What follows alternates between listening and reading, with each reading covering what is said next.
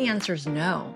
I think if you're a founder, I call them technical founders, you've come up with the innovation. You may or may not stay on to be the people leader and the visionary for the company. But either way, your approach to your brand is equally important as the CEO. Now, if the CEO is hired to drive commercialization efforts, obviously they're going to do a handoff with you. Sometimes founders build the innovation, they get the prototype through the regulatory process, and then they hand it off to a commercial CEO. So in those cases, yeah, you're going to take more of a back seat. Maybe you're going to be on the board. Maybe you're going to be uninvolved and go on to your next, if you're a serial entrepreneur, you're going to go on to your next innovation.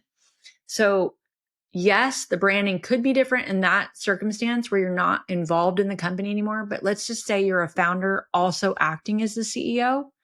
Then in those cases, it's very similar.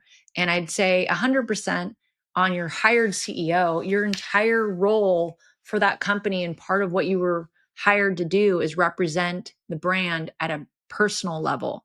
So using the example of like Elon Musk, he was also the founder, but also as acting CEO. He shows up for the brand every single day.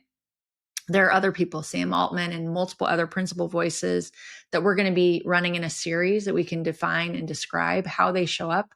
But I think the biggest thing I can say about personal branding and what we're calling principal voice is being present for your company, being in the front and not hiding behind the scenes, because people have to know who's behind the strategy and who's running the vision.